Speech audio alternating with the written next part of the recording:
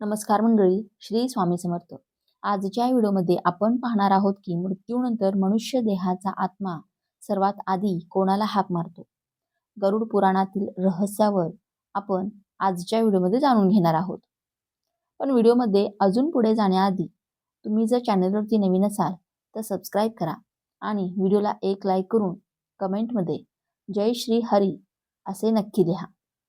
मित्रांनो, जेव्हा मनुष्य जन्म घेतो त्या क्षणी त्याच्या मृत्यूची वेळ ही निश्चित केली जाते. आपल्या सर्वांना माहिती आहे की मृत्यू अटळ आहे, परंतु मृत्यूनंतर आत्म्याचे काय होते हे सर्वात मोठे रहस्य आहे. धन, परिवार, कीर्ती, वैभव हे सर्व या जगात राहते, परंतु आत्मा एका अज्ञात प्रवासाला एकटाच निघतो. हिंदू धर्मातील महान ग्रंथ गरुड पुराणात असे म्हटले आहे की मृत्यू हा केवळ अंत नाही, तर एक नवीन असे द्वार आहे, ज्याच्या पलीकडे आत्म्याला आपल्या केलेल्या कर्माचे फळ भोगावे लागते. मृत्यूचा क्षण कसा असतो? जेव्हा श्वास हळूहळू तुटतो, जेव्हा शरीर निस्तेज होते, जेव्हा डोळ्यांची दृष्टी मंदावते, तेव्हा आत्मा शरीरापासून वेगळी होऊन एक नवीन मार्गावर पुढे जातो. त्या मार्गावर ना कोणी सोबती असतो, ना कोणी नातेवाईक. ज्यांचे कर्म चांगले असतात त्याला प्रकाश मिळतो, ज्याने पापाचा मार्ग निवडला त्याला घनदाट अंधार घेरतो.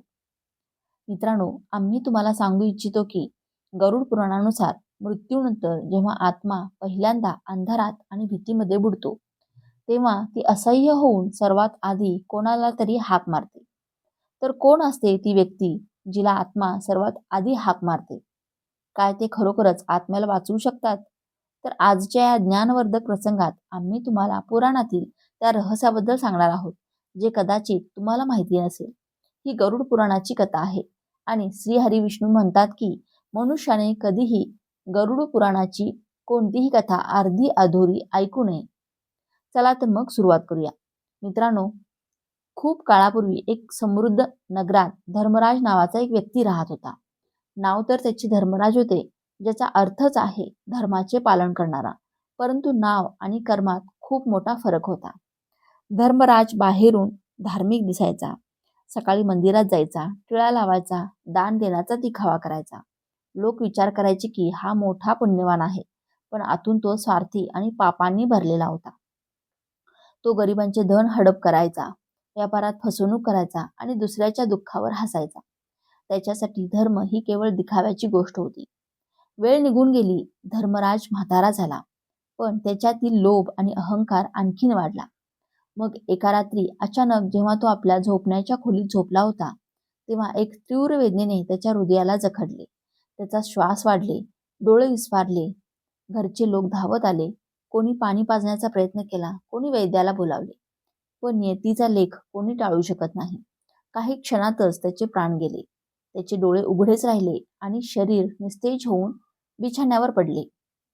मित्रांनो, त्या क्षणी धर्मराजाने पाहिले की त्याचे शरीर त्या बिछाण्यावर पडले आहे आणि आजूबाजूला त्याचे नातेवाईक विलाप करीत आहेत, परंतु तो स्वतः आता त्या शरीरापासून वेगळा उभा आहे. त्याने ओरडून सांगितले, मी इथे आहे, बघा, मी जिवंत आहे. पण कोणी त्याचे ऐकत नव्हते. त्याला जाणीव झाली की आता तो शरीरापासून वेगळा झाला आहे. हाच मृत्यू होता. आता त्याचा खरा प्रवास सुरू होणार होता. असा प्रवास ज्यामध्ये धन सोबत जाणार नाही, परिवार सोबत जाणार नाही, फक्त त्याचे कर्मच त्याचे सोबत असतील. मित्रांनो, इथूनच सुरू होतो मृत्यूनंतरचा आत्म्याचा पहिला अनुभव. आत्मा आता शरीरापासून वेगळा झाला होता. त्याने चारही बाजूला पाहिले. घरचे रडत होते, पत्नी विलाप करत होती, पण कोणीही त्याला पाहू शकत नव्हते. तो ओरडून ओरडून सांगत होता, मी इथे आहे, मला बघा, मी मेलो नाहीये. पण त्याचा आवाज फक्त शून्यात गुंजून हरवत होता. हळूहळू त्याच्या आजूबाजूचे वातावरण बदलू लागले. जिथे आतापर्यंत घराचा गोंधळ होता, तिथे अचानक गडद अंधार पसरला. त्याच्या पायाखालची जमीन गायब झाली. त्याला शून्यात लटकल्यासारखे वाटू लागले. चारही बाजूनी काळे वारे वाहू लागले. कधी कोण्या अज्ञात प्राण्यांचे हसणे ऐकू यायचे, तर कधी कोणा रडण्याची करून हाक यायची. आत्मा हे सर्व ऐकून कापू लागला. त्याने घाबरून म्हटले, हे कोणते ठिकाण आहे? मी कुठे आलो आहे? जसजसा आत्मा पुढे गेला, अंधार आणखीन गडद होत गेला. कधी त्याला वाटायचे की कोणी त्याचा पाठलाग करीत, कधी वाटायचे कोणीतरी त्याला पकडणार आहे. त्याचे हृदय वेगाने धडधडत होते. पण ही काही साधारण धडधड नव्हती, ही आत्म्याची भीती होती. तो पूर्णपणे एकटा होता. अंधाराच्या मधोमध कापणारा आत्मा अचानक थांबला. आजूबाजूचे वातावरण बदलू लागले. हवा आणखीन जड झाली, जणू काही वादळाची चाहूल लागली असावी. आकाशात वीज चमकली आणि भयंकर गर्जना झाली. धर्मराजाचा आत्मा भीतीने कापू लागला. त्याने चारही बाजूला पहिले दूरवरून 2 सावल्या हळूहळू त्याच्या दिशेने येत होत्या. जसजसे ते जवळ आले, आत्म्याने पाहिले की ते साधारण प्राणी नव्हते, ते यमदूत होते. धर्मराज किंचाळला, "तुम्ही कोण आहात? तुम्ही मला कुठे घेऊन चालला आहात? मी निर्दोष आहे, मला स्पर्श करू नका." पण त्याच्या किंचाळण्याचा त्यांच्यावर काहीही परिणाम झाला नाही. यमदूत म्हणाले, "हे आत्मा, आम्ही यमराजाचे दूत आहोत. तुझी वेळ पूर्ण झाली आहे. आता तुला न्यायासाठी यमलोकात चालावे लागेल." मित्रांनो, हे ऐकून धर्मराज पळण्याचा प्रयत्न करू लागला, पण तिथे लपण्यासाठी कोणतीही जागा नव्हती. एका यमदूताने लोखंडाचा पाश उचलला आणि त्याच्या दिशेने वाढवला. तो पाश चमकच आत्म्याला जखडू लागला. आत्मा तडफडू लागला, ओरडला नाही, "मला सोडून द्या. मला माझ्या घरी जायचं आहे. माझी पत्नी, माझी मुले मला बोलावत आहेत." पण यमदूत कठोर आवाजात म्हणाले, "तुझे घर आता यमलोक आहे. तुझे कुटुंब तुला आता पाहू शकत नाही. तुझे कर्मच तुला साथ देतील." मित्रांनो, यमदूताच्या भयानक पकडीत कापणारा धर्मराजाचा आत्मा आता असहाय्य होता. त्याच्या चारही बाजूंना फक्त अंधार होता. त्याचे हृदय भीती आणि वेदनेने किंचाळून उठले आणि त्या क्षणी त्याच्या मुखातून पहिली हाक निघाली, "आई, कुठे आहेस तू? मला वाचव. मला खूप भीती वाटत आहे. मला तुझ्या कुशीत लपव." मित्रांनो, गरुड पुराण सांगते की मृत्यूनंतर आत्मा सर्वात आधी आपल्या आईला हाक मारतो. कारण जन्माच्या क्षणापासून जीवनाच्या प्रत्येक संकटापर्यंत आई सर्वात मोठा आधार असते. धर्मराजाच्या डोळ्यासमोर त्याच्या आईची छवी उमटली. तीच आई जिने लहानपणी त्याला मांडीवर झोपवले होते. आत्मा ओरडून सांगत होता, "आई, तू तर म्हणायचीस की नेहमी माझ्यासोबत राहशील. आज मी एकटा आहे, मला वाचव." मित्रांनो, पण यमदूताच्या जगात ना आई होती ना वडील. आईचे शरीर तर संसारात होते, जे आता शोकाने व्याकुळ झाले होते. ती आत्म्याला ना पाहू शकत होती ना ऐकू शकत होती. आत्म्याने चारही बाजूला पाहिले, फक्त अंधार होता. आईची कुशी ती आता केवळ एक आठवण होती. तेव्हाच एक यमदूत कठोर स्वरात म्हणाला, "हे आत्म्या, तुझ्या आईने तुला जीवन दिले होते, पण मृत्यूनंतर कोणतीही आई तुझ्या मुलाला वाचवू शकत नाही. इथे फक्त तुझे कर्मच तुझ्या सोबत असतील." हे ऐकून आत्मा हुंदके देऊ लागला. त्याचे मन आणखीनच बेचैन झाले. "जर आई सुद्धा माझी मदत करू शकत नाही, तर आता मला कोण वाचवेल?" आईला हाक मारल्यानंतर जेव्हा आत्म्याला काहीच उत्तर मिळाले नाही, तेव्हा त्याची भीती आणखीन वाढली. हृदय कापू लागले आणि मनाने पुढचा आधार शोधला. तो आधार ज्याने आयुष्यभर त्याला सांभाळले होते, ज्याच्या खांद्यावर बसून त्याने बालपण पाहिले होते. त्यांच्या डोळ्यासमोर वडिलांची प्रतिमा उभी राहिली. कापत्या स्वरात आत्मा किंचाळला, "बाबा, बाबा, तुम्ही कुठे आहात? मला या अंधारातून बाहेर काढा. तुमचे हात पुढे करा. मला सावरून घ्या." मित्रांनो, आज जेव्हा तो अंधारात भटकत होता, त्याला वाटले वडील नक्की येतील, मला वाचवतील. पण चारही बाजूंना शांतता होती. कोणतेही उत्तर आले नाही. वडिलांचे शरीरही त्याच जागी होते जिथे त्याचे कुटुंब होते आणि आता त्याच्या मृतदेहावर विलाप करीत होते. त्याचा आत्मा एकटा होता आणि वडिलांची प्रतिमा सुद्धा एक आठवण बनून धूसर झाली. आत्मा चित्कार करून उठला, "काय माझे वडील सुद्धा माझी मदत करू शकत नाही? काय मी खरंच एकटा आहे?" तेव्हाच यमदूतांचा भारी आवाज घुमला, "हे आत्म्या, आई वडील तुला जीवनाचा मार्ग दाखवतात, पण मृत्यूच्या मार्गावर ते तुझी साथ देऊ शकत नाहीत. हा मार्ग केवळ तुझ्या कर्माचा आहे." आत्मा ओरडून विलाप करू लागला. आईची हाक शांत झाली. वडिलांच्या हाकेला काहीच उत्तर मिळाले नाही. आता आत्मा पूर्णपणे असहाय्य झाला होता. त्याचे ओरडणे शून्यात विरून जात होते. पण आतमध्ये एक क्षीण अशी आशा अजूनही बाकी होती.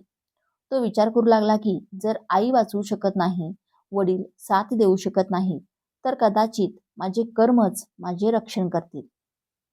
आत्मा कापत्या स्वरात ओरडला, हे धर्मा, हे माझ्या पुण्यकर्मानो, मी तुम्हाला हाक मारतोय. आता तुम्हीच या, मला या अंधारातून मुक्त करा.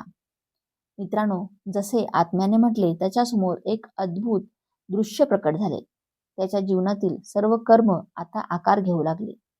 त्याने जिथे एखाद्या भुकेलेला भाकरी दिली होती, तिथून एक हलका प्रकाश निघून त्याच्या जवळ आला. जिथे त्याने एकदा सत्याची साथ दिली होती, तिथून एक छोटीशी ज्योत उमटली. पण हे सर्व खूप खूप छोटे आणि कमकुवत होते. त्याच वेळी त्याचे पाप सुद्धा जिवंत रूपात समोर आले. जिथे त्याने फसवणूक केली होती, तिथून एक अंधाराचा राक्षस निघाला. जिथे त्याने लोभ आणि लालसेपोटी कुणाचा हक्क हिरावून घेतला होता, तिथून एक भयानक प्राणी प्रकट झाला. हे सर्व पाप त्याच्या चारही बाजूंना उभे राहून त्याला घेरू लागले. त्यांची संख्या जास्त होती, त्यांची रूपे भयानक होती आणि ते त्यांच्या पुण्याच्या प्रकाशाला झाकू लागले. आत्मा किंचाळला, हे माझ्या पुण्यकर्मानो, तुम्ही इतके कमकुवत का आहात? मी तुम्हाला आयुष्यभर का वाढवले नाही? आज तुम्ही माझे रक्षण का करू शकत नाही? पण त्याचे छोटेसे पुण्य पापांच्या भारी अंधारात दबून लपले. तेव्हाच यमदूतांच्या गर्जनेसारखा आवाज घुमला, हे आत्म्या, मृत्यूनंतर तू आईला हाक मारतोस, मग वडिलांना आणि शेवटी आपल्या कर्मांना. पण इथे ना आई साथ देते ना वडील, फक्त तुझे कर्मच तुला आधार बनतात. पण तुझे पुण्य कमकुवत आहेत आणि पाप भारी. आता तुला यमराजांच्या दरबारात जावेच लागेल, जिथे तुझा न्याय होईल. मित्रांनो, हे ऐकून आत्मा विलाप करू लागला, हाय, मी आयुष्यभर धन कमावले, पाप केले आणि धर्माकडे दुर्लक्ष केले. काश मी सत्याची साथ दिली असती. आज कोणीही माझ्यासोबत नाही, मी एकटा आहे, पूर्णपणे एकटा. मित्रांनो, मग एक यमदूत गरजून म्हणाला, आता ना कोणी तुझा आधार आहे, ना कोणी तुझा उद्धार. तुझ्यासमोर फक्त एकच मार्ग आहे. यमराजांचा दरबार आत्मा कापत म्हणाला, नाही नाही, मी अजून तयार नाही. मला थोडा वेळ अजून द्या. मला माझे पाप सुधारायचे आहे. पण यमदूत हसले. दुसरा यमदूत म्हणाला, हे आत्म्या, तुझी वेळ जीवनात होती, तिथे तू पाप केलेस आणि धर्माला विसरलास. आता पश्चातापाचा काही अर्थ नाही. इथे फक्त न्याय होतो. हे ऐकून आत्मा जोरात विलाप करू लागला, हाय, मी आयुष्यभर धन कमावले, पाप केले आणि धर्माकडे दुर्लक्ष केले. काश मी सत्याची साथ दिली असती. आज कोणीही माझ्यासोबत नाही, मी एकटा आहे, पूर्णपणे एकटा. मित्रांनो, म्हणूनच म्हणतात की धन, परिवार, कीर्ती, वैभव हे सर्व याच जगात राहते आणि फक्त तुमचे चांगले कर्मच तुमच्या सोबत जातात. म्हणूनच नेहमी चांगले कर्म करा. प्रिय श्रोत्यांनो, जर तुम्हाला हा माहितीपूर्ण व्हिडिओ आवडला असेल तर चॅनेलला लाईक करा आणि सबस्क्राईब करा. कमेंट बॉक्समध्ये जय श्री हरी नक्की लिहा. धन्यवाद. श्री स्वामी समर्थ. जय श्री हरी.